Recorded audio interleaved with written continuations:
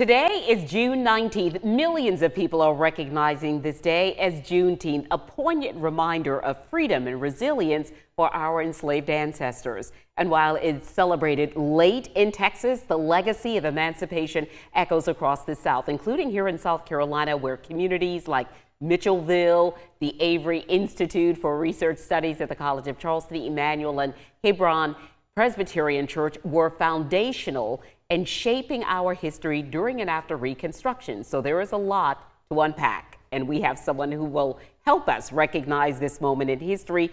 It's crucial, as Dr. Butler will say, to reflect on the efforts of those who built and rebuilt our lives against the odds. To deepen our understanding, Dr. Tamara Butler, Executive Director of the Avery Research Institute at the College of Charleston. Thank you so much for joining us again, Dr. Butler. No problem. Thank you for having me. Yeah, we were just here at Memorial Day, and you were explaining some things, because there is a lot about history in this part of the country that some people do not understand. But when we think about Juneteenth, we actually think about what happened in another part of the South.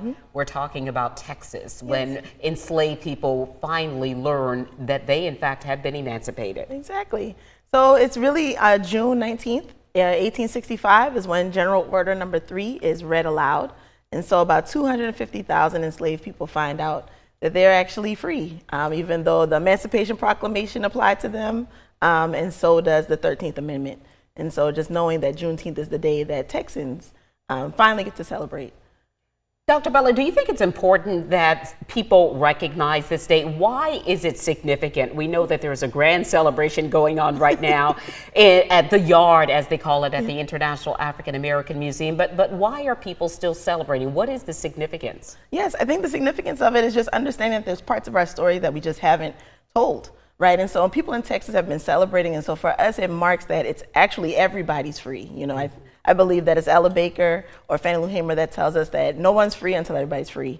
And so at that particular junction, we were like, all of our kin across the U.S. were free at that moment, and so we want to continue to celebrate that.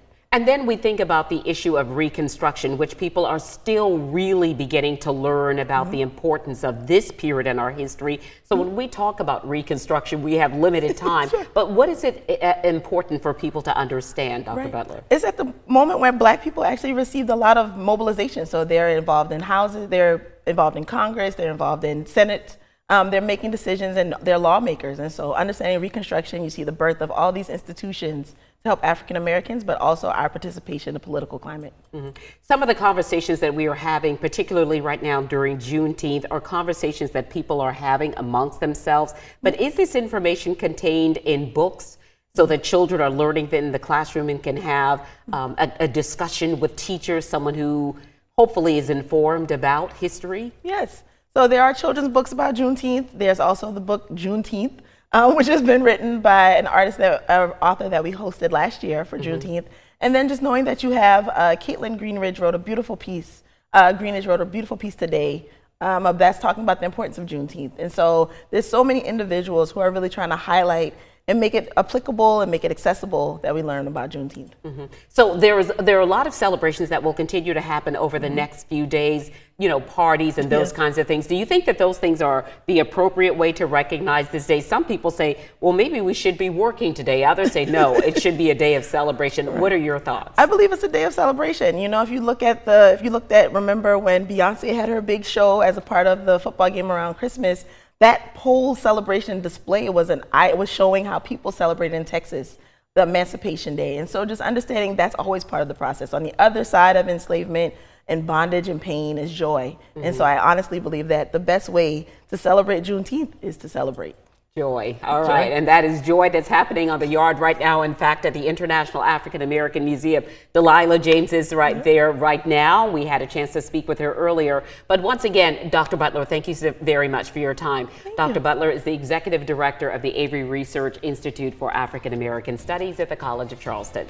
Stay right here with us. We have a lot more of News 2 at 4 after a break.